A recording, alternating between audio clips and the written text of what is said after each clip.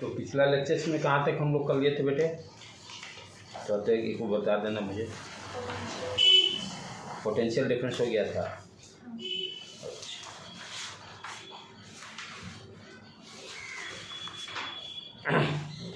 किसी सर्किट में ओम्स ये करंट पूरा अच्छी तरह से मैं एक्सप्लेन कर दिया था। I equal to Q upon T. I basically क्या है? Speed of the charge. Charge का जो स्पीड रहता है उसी को हम लोग करंट बोलते हैं। यूनिट क्या हो गया करंट का? एम्पियर। एसआई यूनिट एम्पियर हो गया, राइट। उसके बाद हम लोग देखते हैं पोटेंशियल डिफरेंस के बारे में। एक प्रॉब्लम भी सॉल्व कर लिए थे जो एनसीईआरटी में दिया हुआ था। दिया हुआ क्या? ये current of 0.5 ampere is drawn by filament of electric bulb for 10 minutes.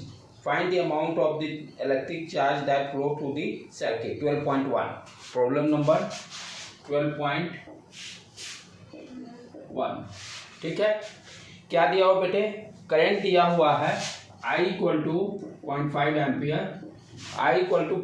Ampere is drawn by filament of electric bulb for 10 minute. Time भी दिया हुआ, कितने देर के लिए करंट फ्लो हो रहा है? 10 मिनट्स के लिए।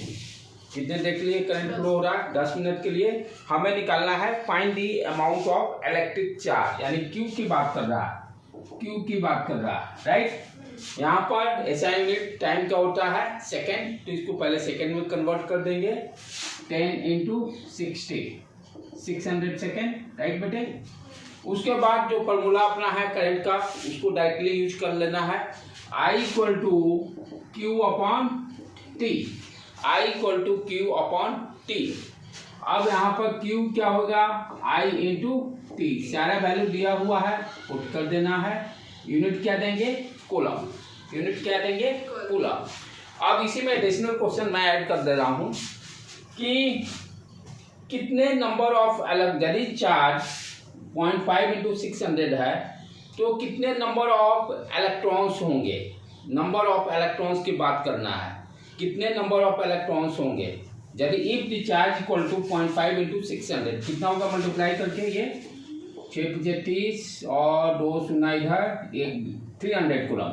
यदि 300 कूलम चार्ज है तो कितने नंबर ऑफ इलेक्ट्रॉन्स होंगे? क्वांटाइजेशन वाला कॉन्सेप्ट पढ़े थे ना। Q इक्वल टू एनी, यानी जो चार्ज रहता है ऑलवेज इन क्वांटाइज फॉर्म में रहता है, राइट। उस फॉर्मूला को यहाँ पर यूज कर लेंगे नंबर ऑफ इलेक्ट्रॉन्स निकालने के लिए। Q दिया हुआ 300 कूलम हम लोग कैलकुलेट कर चुके हैं। N और चार्ज क्या होता है इलेक्ट्रॉन का? 1.6 इंटू 10⁻⁻19 और यहाँ से N number of electrons find out कर सकते हैं, राइट बेटे। व्हाट डज इलेक्ट्रिक सर्किट में सारा ये define the unit of current ampere, right. Calculate the number of electrons. जैसे यहाँ पर क्या कर रहा है? 1 कूलम वाला कर चुके थे, इस प्रॉब्लम में भी हम लोग कैलकुलेट कर लिए, ठीक है। अब आगे चलें कि किसी भी सर्किट में, दैट इज वेरी इंपॉर्टेंट, किसी भी सर्किट में जो हम सेल कनेक्ट करते हैं, जनरली व्हाट यूज हो जाता है? बैटरी। इलेक्ट्रिसिटी में भी नो प्रॉब्लम। आपको ये पता होना चाहिए कि what is difference between battery and cell. ये डिफरेंस पता होना चाहिए तो no problem. By general word आदमी बैटरी ही बाद में यूज करता है, ठीक है। कभी हम लोग भी यूज कर लेंगे, इसलिए आप लोग उसके लिए समझ जाने का सेल की ही बात हो रही है, क्योंकि यहाँ पर सर्किट में हम सेल की ही बात करेंगे, ठीक है। अब ये सेल का फंक्शन कैसा है, क्या कर रहा है उस सर्किट में, एंड उसी से हम लोग अंडरस्टैंड करेंगे पोटेंशियल डिफरेंस कैसे डिफाइन कर लेंगे सर्किट में, राइट। ठीक है बेटे। जैसे मान लो कोई सर्किट है, बॉल को कनेक्ट कर दिए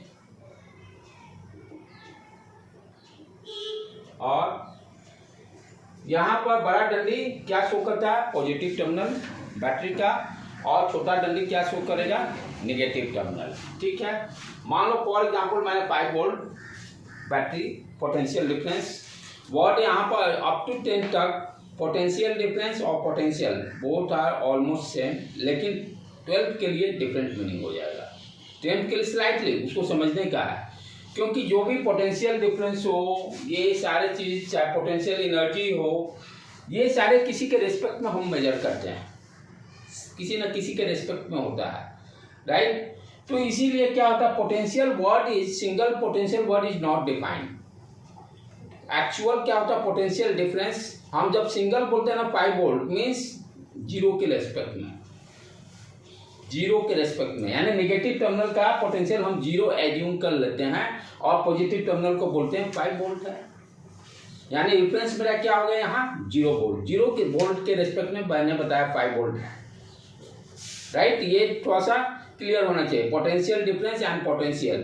तो पोटेंशियल डिफरेंस बेसिकली है क्या, ये देखो, जैसे मान लेते ये ए है, ये बी है, फॉर एग्जांपल बैटरी का पॉइंट ए और बी टर्मिनल से मैंने इंडिकेट कर दिया। तो ये डेल बी कहने का मतलब चेंज इन पोटेंशियल डिफरेंस, इसी को पोटेंशियल डिफरेंस बोल सकते हैं या चेंज इन पोटेंशियल।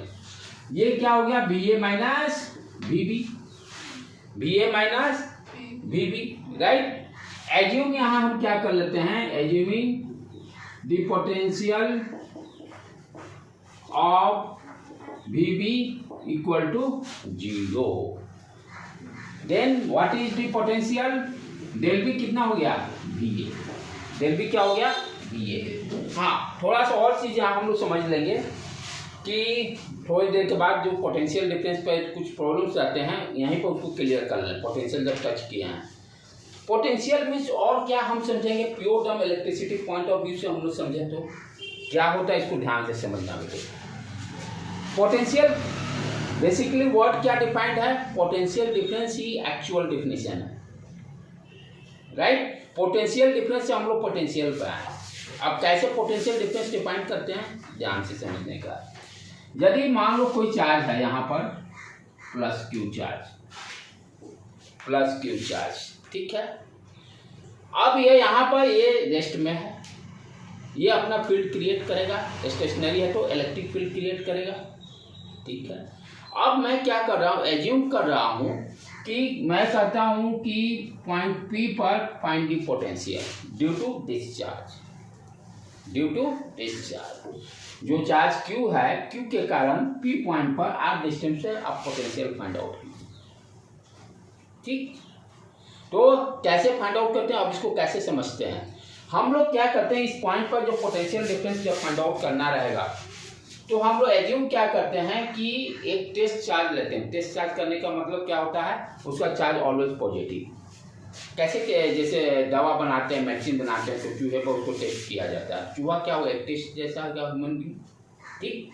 तो उसी तरह से यहाँ भी कोई भी टेस्टिंग करना रहता है तो उसका नाम हम लोग टेस्ट चार्ज बोल लेते हैं, जिसका कि चार्ज 1 कूलम एज्यूम कर लेते हैं, very small value and always positive.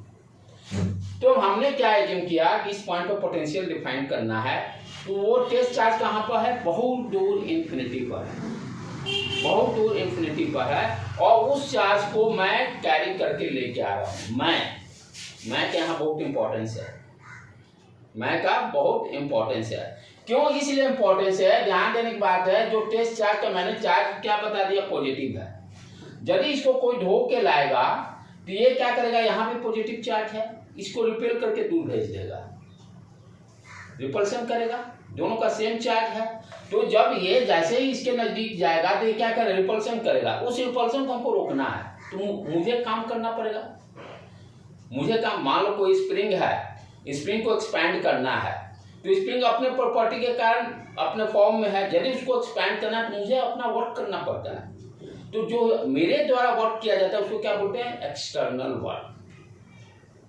उसको क्या बोला जाता है, एक्सटर्नल वर्क। यदि फील्ड खुद काम करता है तो फील्ड के कारण वर्क बोलते हैं, लेकिन यहाँ फील्ड क्या कर रहा है, इस चार्ज यदि नजदीक आने ही नहीं देगा क्योंकि दोनों का चार्ज सेम नेचर है।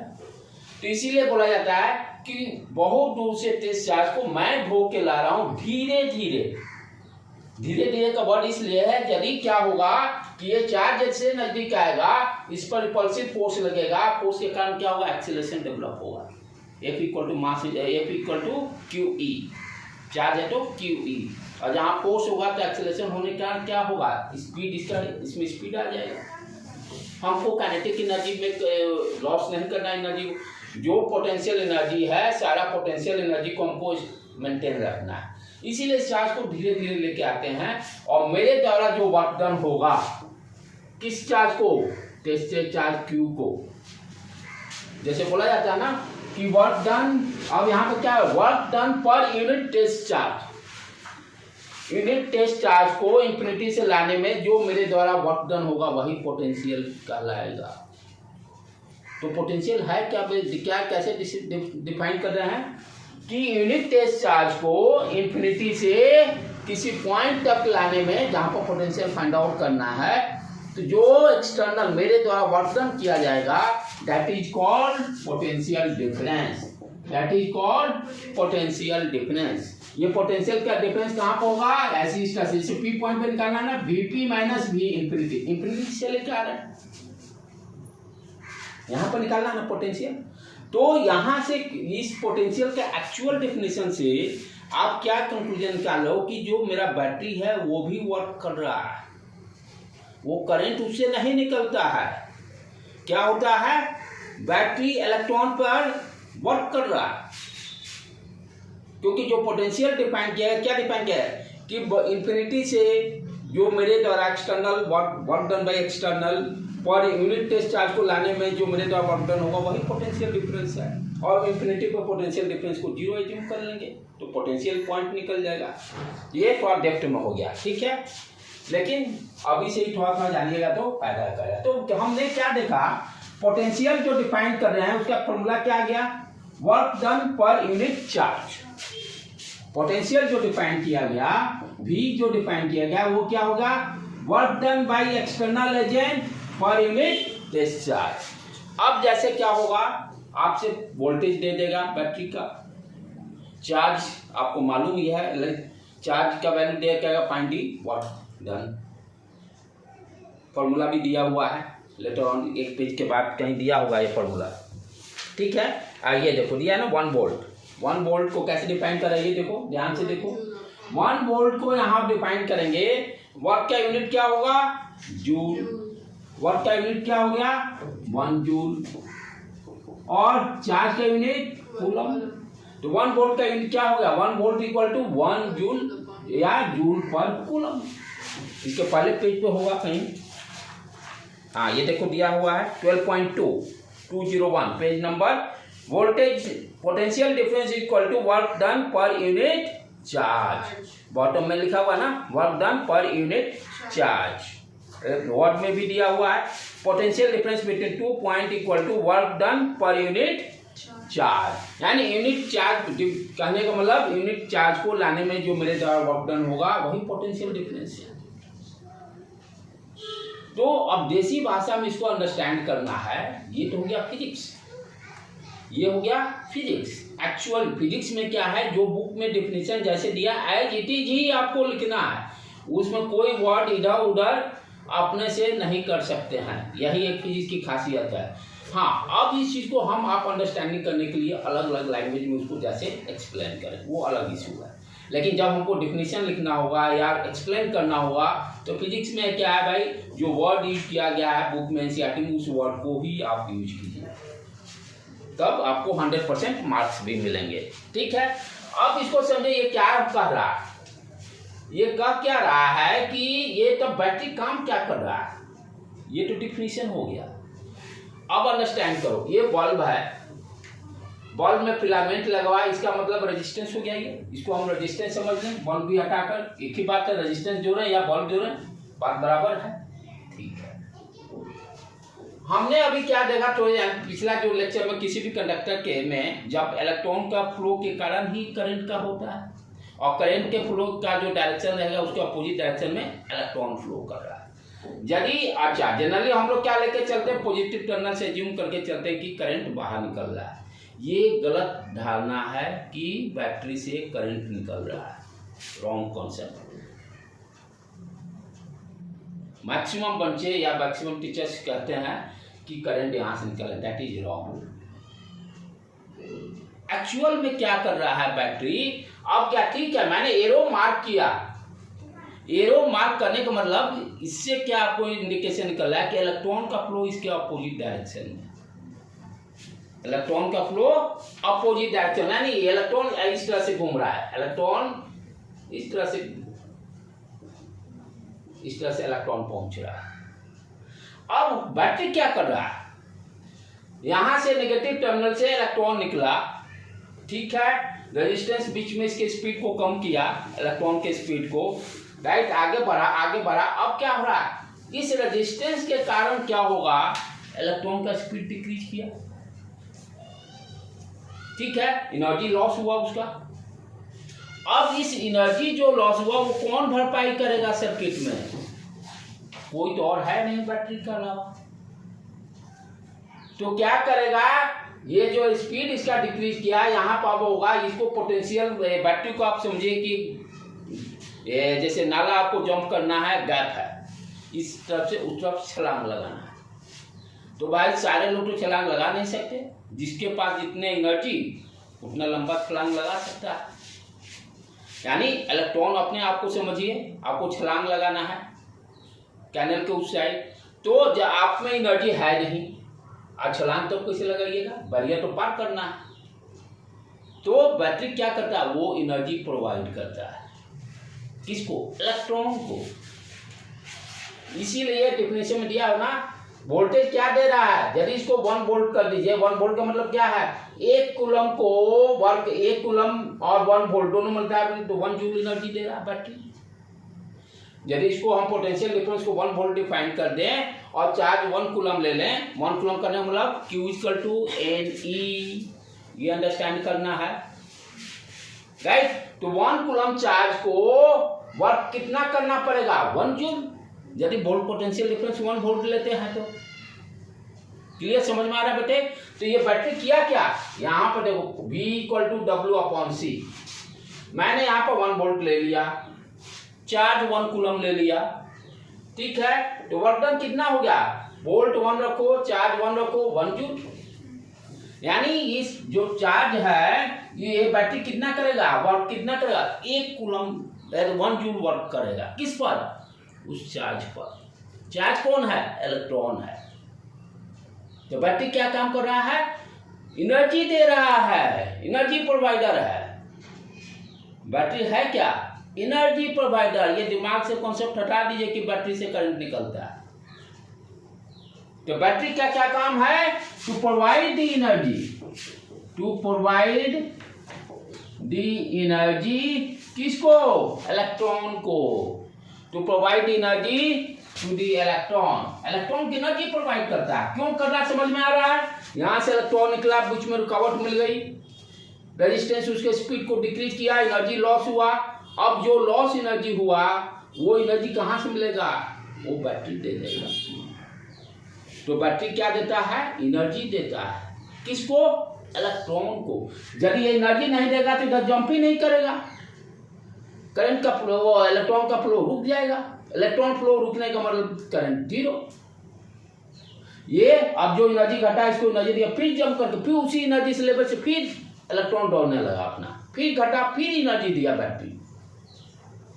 तो battery always provide the energy to the electron, हमेशा एनर्जी, करंट कभी उससे नहीं निकलता है। हाँ, अब हम बोलते हैं करंट ऐसे है, इलेक्ट्रॉन का फ्लो इस तरह से हो रहा है तो करंट बाय कन्वेंशनल करंट उसके अपोजिट डायरेक्शन में है, बट डू नॉट से कि बैटरी से करंट निकल रहा है। ये क्लियर कॉन्सेप्ट हो गया। तो पोटेंशियल डिफरेंस का भी जो कॉन्सेप्ट दिया था वो भी पक्का हो गया। What is the potential difference, potential difference equal to work done by external agent, ये भी मीनिंग क्लियर हो गया, डिवाइडेड बाय चार्ज 1 वोल्ट। कैसे डिफाइन करेंगे, जूल पर कूलम, राइट। चलो अब आगे बढ़ें। ये इसी पर जैसे प्रॉब्लम भी दिया हुआ, देखो बेटे 12.2 एनसीईआरटी के सारे अंदर के एक्सरसाइज और जो क्वेश्चंस ग्रुप टाइप का रहता है सारे को सॉल्व करना जरूरी है, सारे को सॉल्व करना जरूरी है। अब क्या दे रहा problem, how much work is done in moving A charge of 2 coulomb across 2 point having potential difference 12 volt. क्या दे रहा, 2 पॉइंट हैं, 2 पॉइंट ले लिए A एंड B, ठीक। How much work is done in a moving A 2 coulomb charge, 2 coulomb charge को move करने के लिए देखो यहाँ से कितना क्लियर कंसेप्ट हो रहा है। अक्रॉस 2 पॉइंट पोटेंशियल डिफरेंस इसका दे दिया है VAB इक्वल टू 12 वोल्ट। कितना वर्क करना पड़ेगा? पोटेंशियल डिफरेंस का भी फॉर्मूला हम लोग देखे, del B equal to work done by external agent divided by charge. Potential difference मालूम है 12 वोल्ट और charge 2 coulomb, work done by external 24 joule, 24 joule, 24 joule, 24 joule.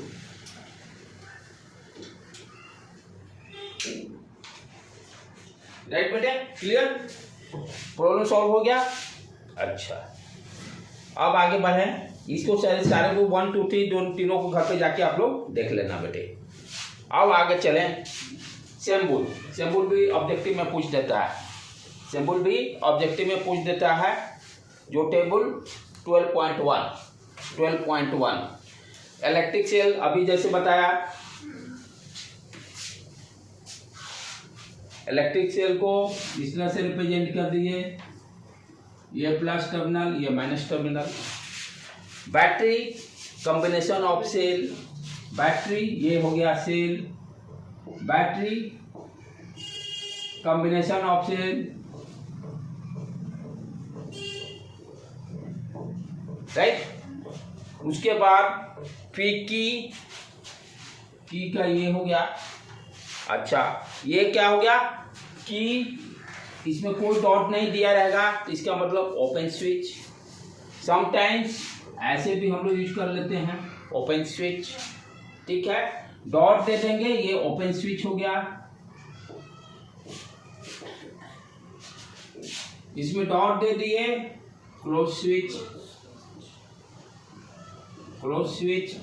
Sometimes इस तरह से भी देके इसको ऐसे मार्क कर देगा, ये भी क्लोज स्विच, ठीक है। ये उसके बाद दिया, this is called joint. 2 wire जहां मिलेंगे उसको ज्वाइंट बोलेंगे, ठीक।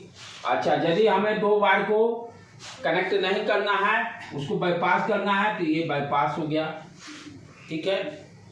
उसके बाद इलेक्ट्रिक बल्ब का इस तरह से,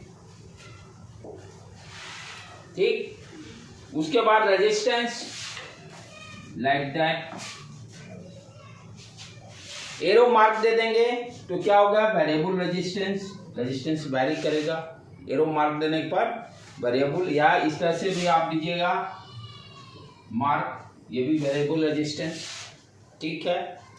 उसके बाद अमीटर क्या करता है? करंट मेजर करता है, सर्किट में कितना करंट का फ्लो हो रहा है अमीटर से। और वोल्टमीटर वोल्टेज मेजर करेगा किसी भी कंपोनेंट के क्रॉस। कंपोनेंट का मतलब यहाँ पर रेजिस्टेंस की बात कर रहे हैं, रेजिस्टेंस क्या है? बल्ब हो गया, जो भी डिवाइस होंगे। और ये पोटेंशियल डिफरेंस। यहाँ ध्यान देने के बाद क्या है? Ammeter always connected in series of the circuit. Ammeter हमेशा सीरीज में जोड़ेंगे, ठीक है। वोल्टमीटर हमेशा सर्किट के जिस कंपोनेंट के क्रॉस निकालना पोटेंशियल पैरेलल में, दोनों टर्मिनल के अक्रॉस जो पोटेंशियल मीटर। लैब में जाओगे तो डिवाइस गोल जैसा रहेगा, वोल्टमीटर भी लिखा रहेगा, वोल्टमीटर मेजर करता है, अमीटर का भी करंट मेजर करेगा, राइट। ये हो गया। कभी कभी ये भी क्वेश्चन बोर्ड में पूछ देता है, सिंबल देकर 1 नंबर वाला में डालता है, ठीक है। अब चलें हम लोग नेक्स्ट ओम्स लॉ, जो कर सारा इलेक्ट्रिसिटी का कहानी यहीं पर है। अब ये क्या कर रहे हैं? प्रैक्टिकल एग्जाम्पल देखें। प्रैक्टिकल एग्जाम्पल देखते हुए, एक्टिविटी देखते हुए ओम्स लॉ को हम लोग डिस्कस करते हैं। मैं क्या कर रहा हूं? 2 टैंक कंसीडर किया, 2 टैंक कंसीडर किया, यहाँ पे बल्ब लगा दिया, ठीक है। और एक दूसरा टैंक कंसीडर किया, टैप लगा दिया, वाटर टैप जो रहता है, ठीक है। दोनों में वाटर लेवल डिफरेंस अलग अलग रखा, दोनों में इसमें इतना पानी भर दिया और इसमें पूरा फुल कर दिया, ठीक। दोनों टैप को ओपन कर दिया। क्या देखते हैं? इससे जो पानी निकलेगा और जो इससे पानी निकलेगा, दोनों की स्पीड में डिफरेंस है, दोनों के स्पीड में डिफरेंस है। जैसे बांध बंधा हुआ है नहर में कहीं, चाहे डैम में, रिवर में, बहुत ऊंचा, जितना ऊंचा रहेगा तो आप देखो उतना ही स्पीड उसका ज़्यादा रहेगा, और जितना ही डैम नीचा रहेगा मानी वाटर लेवल उस साइड कम है, उसका स्पीड कम रहेगा। तो कंक्लूजन क्या निकल रहा है कि वाटर लेवल डिफरेंस रहने के कारण, क्योंकि हम क्या कर रहे हैं, मैं ऑलरेडी बताया हूँ, पानी का जैसे जैसे फ्लो होता है सेम करंट उसी तरह फ्लो करता है। सिर्फ यहाँ वाटर मॉलिक्यूल्स हो गए, वहाँ चार्ज हो गया, बस। तो रीजन क्या हो गया, यदि यानी इसको हम पोटेंशियल से भी कंपेयर कर सकते हैं। ये हाइट ज्यादा है, कहने का मतलब पोटेंशियल ज्यादा है। ऐसे भी देखिए पोटेंशियल एनर्जी निकालना हुआ तो क्या करेंगे, इसका ज्यादा एच ज्यादा है ना, ठीक है, U इक्वल टू mgh, इसका एच कम है, पोटेंशियल एनर्जी कम रहेगा। और पोटेंशियल एनर्जी ही तो है पोटेंशियल डिफरेंस बताता है। अभी क्या मैं बताया था, स्पीड नहीं देना, धीरे धीरे लेके आना।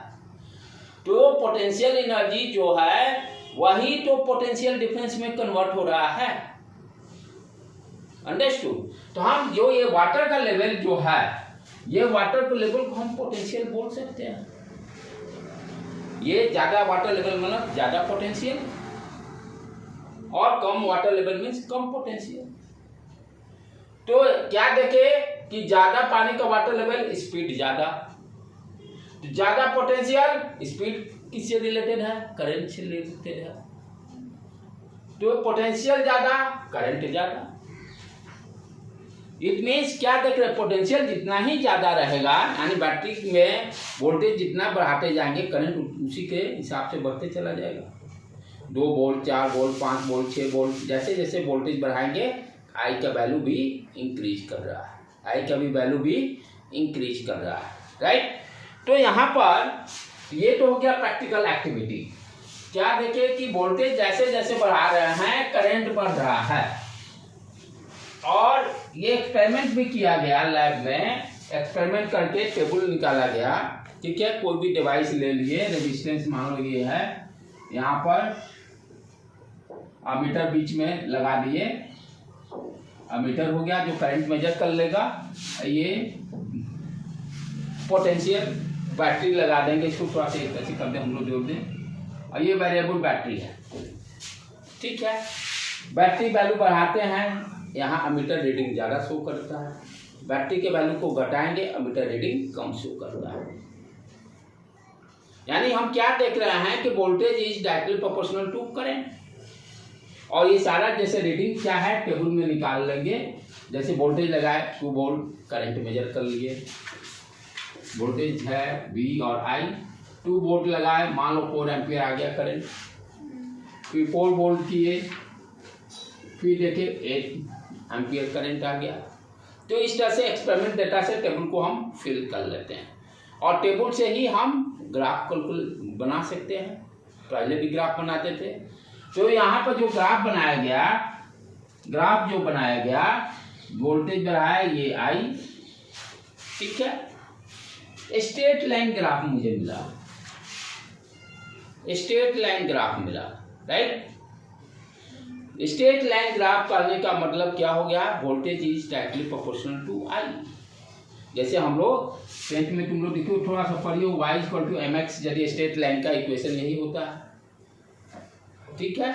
इसका यदि ग्राफ ड्रॉ करेंगे तो क्या होगा, x इक्वल टू 0 पुट करो, y 0 दे देगा, ठीक है, y 0, x equal to 1 put करोगे, m मिल जाएगा, m के जगह मान लो कुछ वैल्यू डाल दो, 2x some constant, x equal to 1 put करोगे, 2 मिल गया, ये कोऑर्डिनेट हो गया, 2 रखो, y 4, ये कोऑर्डिनेट मिला, ये सब पॉइंट्स को कनेक्ट करोगे, स्ट्रेट लाइन मिलेगा जो कि ऑरिजिन से पास कर देगा। इसका मतलब यहाँ से क्या है, y is directly proportional to x, और कांस्टेंट क्या हटाने पर 2 है। इसको हम लिख सकते हैं मैथमेटिक्स में, y is directly proportional to x। Similarly यहाँ भी क्या हो गया, v is directly proportional to I, v is directly proportional to I। और इस प्रोपोर्शनलिटी को हटाने के लिए जो कांस्टेंट टर्म दिए, v equal to R I, R ही जो कांस्टेंट लिया उसी को हम लोग क्या बोलते हैं, रेजिस्टेंस। उसको क्या बोलते हैं, रेजिस्टेंस, राइट बेटे, उसको हम लोग रेजिस्टेंस बोलते हैं। ठीक है, अब रेजिस्टेंस का यूनिट कैसे निकालेंगे, रेजिस्टेंस का यूनिट कैसे निकालेंगे, ध्यान से देखो बेटे। R इक्वल टू क्या हो गया, V upon I। How to find out, जितने भी यूनिट्स हैं फिजिक्स में या केमिस्ट्री में सब मैथमेटिकल फॉर्मूला से ही है, वो ही रटने की जरूरत नहीं है। अब R का यूनिट कैसे निकालना है, ध्यान से देखो। V का यूनिट क्या होता है, वोल्ट, V का यूनिट वोल्ट, I का यूनिट एम्पियर, वोल्ट एम्पियर भी बोल सकते हैं। ठीक है, इसको क्या बोल सकते हैं, वोल्ट एम्पियर। अच्छा, अब वोल्ट एम्पियर कैसे डिफाइन करेंगे उसको अंडरस्टैंड करो। यहाँ पर वोल्ट एम्पियर, जैसे यदि 1 वोल्ट लेते हैं, करंट 1 लेते हैं, तो आर के वैल्यू क्या आएगा, 1। और उसी को हम लोग ओम भी बोलते हैं, यानी 1 ohm equal to we can say 1 volt divided by 1 ampere current. तो रेजिस्टेंस का यूनिट क्या हो गया, ओम, और वोल्ट पर एम्पियर भी बोल सकते हैं, दोनों बोल सकते हैं। ओम और वोल्ट पर एम्पियर भी हम लोग बोल सकते हैं। ठीक है बेटे,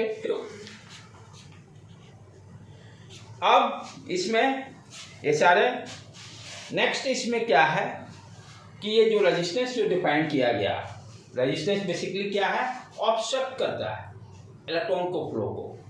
रेजिस्टेंस का काम क्या है, एब्स्ट्रक्ट करता है, यानी उसके फ्लो को रोकेगा। जैसे मान लीजिए कोई इसी में है, इसके ये खाली है, इसमें मैं बहुत सारा पत्थर डाल दिया, छोटा छोटा स्टोन। अब क्या करेगा वो स्टोन, क्या करेगा, कोई भी अंदर पार्टिकल मूव करेगा, उसको मूवमेंट को, उसको रोकेगा, स्पीड को। कॉलिजन होगा, टकराएगा, स्पीड घटेगा, फिर कॉलिजन करेगा, फिर टकराएगा, फिर स्पीड कम करेगा। तो वो पार्टिकल्स क्या दिए, रेजिस्टेंस दिए, फ्रिक्शन, मोशन को अपोज करता है। तो मोशन को अपोज करता है, तो सिमिलरली रेजिस्टेंस का भी वही काम है, करंट के स्पीड को अपोज करना। ठीक है, अब ये रेजिस्टेंस किस किस फैक्टर पर डिपेंड करेगा, रेजिस्टेंस किस किस फैक्टर पर डिपेंड करेगा उसको देख ले हम लोग। तो यहाँ पर जो जो फैक्टर, ये this is very very important.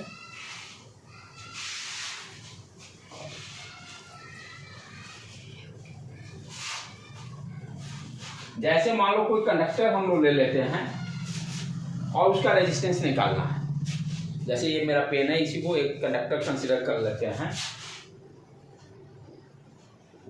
और इसका रेजिस्टेंस निकालने जा रहे हैं। देखते हैं क्या क्या हो रहा है। तो एक बाय एक्सपेरिमेंट क्या क्या देखा गया, यदि इस कंडक्टर का लेंथ को इंक्रीज किया जाए, लेंथ को बढ़ाने पर क्या देखा गया, रेजिस्टेंस वैल्यू बढ़ रहा है। लेंथ को इंक्रीज करने पर आर का वैल्यू इंक्रीज कर रहा है। अच्छा, अब कोई भी डिवाइस है जिसका लेंथ इंक्रीज करो तो क्या होगा, cross section area automatically decrease करे। रबर लो, रबर को स्ट्रेच करेंगे तो डेफिनेटली उसका क्रॉस सेक्शन एरिया कम हो जाएगा लेंथ बढ़ने से।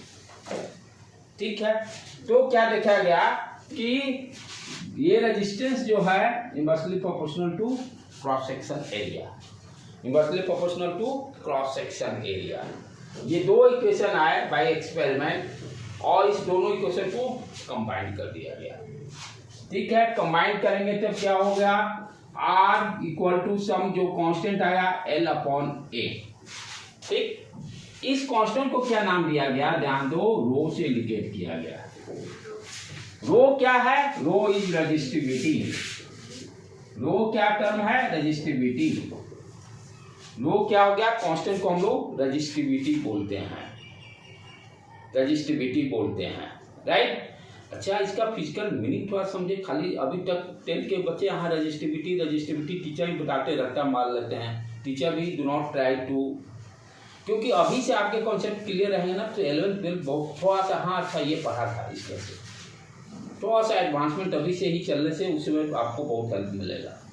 अब इस रेजिस्टिविटी को थोड़ा सा ध्यान से समझो बेटे है क्या, क्योंकि देखो फिजिक्स क्या है, जब तक उसको फिजिकल लेमैन जैसा नहीं टर्म को अंडरस्टैंड करो तो दिमाग में परमानेंट सेट नहीं जाएगा। अब यहाँ देखो, इस ये रो तो हो गया रेजिस्टिविटी। अब इसको समझते हैं क्या किए। मैं क्या कर रहा हूँ कि ये जो कंडक्टर का लेंथ 1 मीटर ले लिया, और क्रॉस सेक्शन एरिया भी 1 मीटर स्क्वायर ले लिया। ठीक है, अब ये वैल्यू यहाँ पुट करता हूं, देखो क्या आ रहा है। तो R इक्वल टू क्या हो गया, रो L का वैल्यू आपने 1 रख दिया, क्रॉस सेक्शन एरिया भी 1 रख दिया। What is the rho, rho equal to resistance किसका, इस कंडक्टर का, यानी कि रेजिस्टिविटी जो डिफाइन किया जा रहा है, क्या डिफाइन किया जा रहा है कि यदि कोई भी जब ऑब्जेक्ट हो जिसका लेंथ 1 मीटर हो, cross section area 1 metre square हो, और वो डिवाइस जितना रेजिस्टेंस ऑफर करेगा वही रेजिस्टिविटी है, वही क्या है, रेजिस्टिविटी है। दूसरे तरीके ये दोनों टर्म को यदि मैं मल्टीप्लाई कर दूं, A इंटू एल क्या देगा, 1 मीटर क्यूब। 1 मीटर क्यूब किसका यूनिट हो गया, वॉल्यूम का। इसको ऐसे भी बोल सकते हैं, या तो ऐसे बोले, यदि लेंथ 1 मीटर हो, cross section area 1 metre square हो, तो वो ऑब्जेक्ट जो रेजिस्टेंस ऑफर करेगा वो रेजिस्टिविटी कहलाएगा। ठीक है, एनी अदर पर्सन इसको क्या बोल सकता है, ये दोनों को टर्म को मल्टीप्लाई करने पे वॉल्यूम दे देता है। 1 मीटर क्यूब वॉल्यूम का डिवाइस जितना रेजिस्टेंस ऑफर करेगा वो रेजिस्टिविटी है।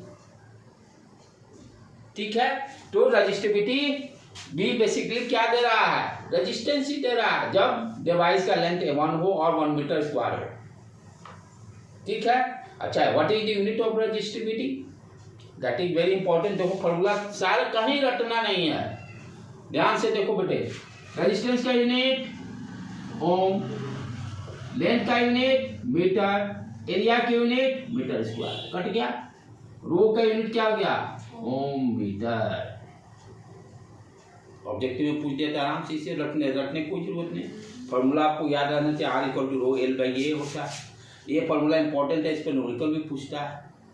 दे देगा लेंथ जो है डबल कर दिए, क्रॉस सेक्शन एरिया क्या हो जाएगा, हाफ। एक चीज ध्यान देने की बात है, बहुत वेरी वेरी इंपॉर्टेंट, प्रॉब्लम को सॉल्व करते समय क्या ध्यान देना है, इसे 100% बच्चे कच्चा खाते। कारण क्या है, देखो किसी भी डिवाइस का लेंथ आप इंक्रीज करो, क्रॉस सेक्शन एरिया घटे, लेकिन वॉल्यूम तो सेम रहेगा, वॉल्यूम तो चेंज नहीं होगा, वॉल्यूम ऑलवेज सेम। अंडरस्टूड। तो मान लो जैसे यही प्रॉब्लम दिया हुआ, ये दिया हुआ लेंथ L है, और cross section area length L ले लिया मैंने, और क्रॉस सेक्शन एरिया A ले लिया। ठीक है, और रेजिस्टेंस इसका R दिया हुआ है। मैंने कहा है इसके लेंथ को डबल कर दीजिए, then what is the resistance. अब क्या किया गया, लेंथ को L1 को मैंने कर दिया, जो लेंथ L था उसको डबल मैंने कर दिया, then what is the resistance. ठीक है, आप देखो इस प्रॉब्लम को बनाने में क्या ध्यान देना है कि क्रॉस सेक्शन एरिया तो बोला नहीं क्या होगा, लेंथ डबल कर दिया है। वो कैसे निकालते हैं, initial volume equal to final volume, volume तो कांस्टेंट रहेगा, वो तो चेंज होगा नहीं। ठीक है, इनिशियल वॉल्यूम कितना है, A into L, initial volume A into L. तुम भी ढूंढते रहना, तुम लोगों को भी सब है ये सब रेजिस्टेंस है था ना। तो BI equal to A into L, right. अब क्या करें, फाइनल वॉल्यूम कितना हो जाएगा, BI मान लेते, जो क्रॉस सेक्शन एरिया निकालना है A0 मान लेते हैं, जो नहीं मालूम है। तो फाइनल कितना हो गया, 2, लेंथ डबल कर दिए, A0 नहीं मालूम, दोनों वॉल्यूम तो सेम रहेंगे, दोनों को इक्वेट कर देते हैं। तो AL इक्वल टू क्या हो गया, 2L इंटू A0, यहाँ से L कट गया, A0 इक्वल टू A/2, आधा हो गया। आप कुछ भी 4 टाइम्स बोले या 8 टाइम्स बोले, आराम से आप निकाल सकते हो। चाहे क्रॉस सेक्शन एरिया बोल दिया भाई हाफ हो गया, लेंथ के बारे में कुछ नहीं बताया, लेंथ भी फाइंड आउट कर सकते हैं। ठीक है बेटे। अच्छा, अब क्या दिया हुआ है, रेजिस्टेंस दिया हुआ R, जब लेंथ L है, R rho L by A। Material change नहीं हुआ है, सेमी मटेरियल को एक्सटेंड कर रहे हैं, तो रो तो सेम ही रहेगा। रो क्या है, एक मटेरियल प्रॉपर्टी है, रेजिस्टिविटी क्या है? मटेरियल प्रॉपर्टी है। तो रो तो चेंज होगा नहीं जब तक आप मटेरियल चेंज नहीं कीजिएगा, ठीक है। न्यू रेजिस्टेंस जो निकालना है आर डैश, रो लेंथ क्या किया है? डबल, क्रॉस सेक्शन एरिया कितना हो गया? हाफ। इसको सारे को ऊपर कर दें, रो ऊपर चला गया, ये 4l/a, 4 रो l/a, ये क्या है? आर। रेजिस्टेंस 4 टाइम्स बढ़ गया, रेजिस्टेंस 4 टाइम्स बढ़ गया। 100% क्वेश्चन ये आना है। ये लेंथ या तो हाफ करेगा या 4 टाइम्स करेगा या क्रॉस सेक्शन एरिया को इस तरह करके एक क्वेश्चन पक्का। यदि मान लो इस साल के बोर्ड में नहीं, जैसे पिछले साल बोर्ड में नहीं हुआ तो इस साल रहेगा, ठीक है बेटे। तो हमने क्या देखा? रेजिस्टेंस कैसे लेंथ और क्रॉस सेक्शन एरिया पे बदलता है। टेम्परेचर का दिया है कि नहीं? टेम्परेचर पे भी डिपेंड करता है, लेकिन अभी इसको टच नहीं करना है। टेम्परेचर बढ़ने से रेजिस्टेंस बढ़ता है। आपको फॉर्मूला बता देता हूँ, RT = R0 1 + alpha del T. Alpha del T temperature difference, del T capital T दे देता हूँ। टेम्परेचर डिफरेंस डायरेक्टली प्रोपोर्शनल है, डायरेक्टली प्रोपोर्शनल है। टेम्परेचर इंक्रीज करने से रेजिस्टेंस बढ़ेगा। कैसे इसको अंडरस्टैंड करो? मेरा है कि मैं तो सिर्फ फॉर्मूला पे ही नहीं छोड़ूंगा कि टेम्परेचर बता दिया बच्चा यहाँ रट्टा मार ले, उसको अंडरस्टैंड करना भी पड़ेगा। मैंने क्या बताया कि ये डिवाइस है, इसमें इलेक्ट्रॉन को फ्लो को इसके पार्टिकल्स रोकेंगे जिस एटम से ये बना हुआ है, ठीक है। अब आपने क्या किया? टेम्परेचर इसका बढ़ा दिया, कॉलिजन फास्ट हो गया, पार्टिकल और तेजी से अंदर के जो है मूव करना चालू हो गए और उसमें इलेक्ट्रॉन घुस रहा है। इलेक्ट्रॉन का कॉलिजन इंक्रीज टेम्परेचर बढ़ने के कारण।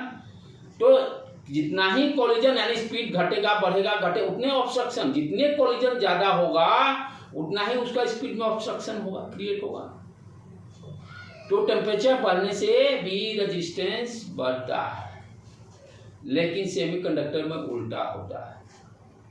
सेमीकंडक्टर जो है कैसा डिवाइस है जो कि कंडक्टर और इंसुलेटर यानी दोनों के बीच में लाइज करता है। कंडक्टर मोस्टली किस में है? मेटल में एग्जिस्ट करता है। तो सबसे ज्यादा करंट आपको कंडक्टर में ही फ्लो करता है। Why? What is the reason? Why the current flow in conductor? Conductor करने वाला मेटल से बना हुआ है। रीजन बिहाइंड इसका क्या है कि क्यों इसलिए फ्लो करता है? कोई भी मेटल है, जैसे मान लीजिए आप सोडियम ले लीजिए फॉर एग्जाम्पल, चाहे कॉपर, जिंक जो भी है, अल्युमिनियम वायर, सिल्वर वायर, ठीक है। तो यहाँ पर हम क्या देख रहे हैं? एटॉमिक स्ट्रक्चर उसका यदि ड्रॉ करें तो न्यूक्लियस में क्या है आपका? प्रोटॉन, न्यूट्रॉन, और इसके चारों तरफ ऑर्बिट है, इलेक्ट्रॉन्स है, ठीक है। मेटल्स में क्या होते हैं कि आउटर सेल में वैलेंस इलेक्ट्रॉन है। वो वैलेंस इलेक्ट्रॉन क्या करते हैं कि यहाँ से इलेक्ट्रोस्टैटिक फोर्स तो बहुत कम लगेगा, उस पर दूर रहते हैं सम डिस्टेंस, तो ये फ्री टाइप से मूव करते हैं वैलेंस इलेक्ट्रॉन। हमें तो फ्री तो चाहिए ही इलेक्ट्रॉन जो कि मोशन को आसानी से कर सके। उसके बीच न्यूक्लियस और इसके बीच फोर्स ऑफ अट्रैक्शन बहुत कम है, क्योंकि सम डिस्टेंस। अदर्स में क्या होता है? आपका इंसुलेटर हो, वो इलेक्ट्रॉन फ्री रहते ही नहीं है, इतनी बॉन्ड उनका स्ट्रॉन्ग रहता है न्यूक्लियस से उस इलेक्ट्रॉन का कि वो मूव कर ही नहीं पाता। इसीलिए इंसुलेटर में कोई इलेक्ट्रॉन का मोशन नहीं होता है। सेमीकंडक्टर में बीच में है कहानी। सेमीकंडक्टर मटेरियल में कौन कौन सा है? गैलियम आर्सेनाइड, सिलिकॉन, ये सब क्या है? सेमीकंडक्टर है, ठीक है बेटे। तो ये आज यहीं पर रहने देते हैं, इसको जाके थोड़ा सा इस सारे प्रॉब्लम्स को एक बार देखिएगा। 12 पॉइंट ही नहीं तो कल करेंगे, 12.4, 12.5, 12.6, ये चारों पांचों न्यूमेरिकल को बना के देखिएगा, नहीं तो मैं बताऊंगा यहाँ पर। इससे एक क्वेश्चन पक्का है, कोई नहीं रोक सकता, ठीक है बेटे। यहीं पर रहने दे।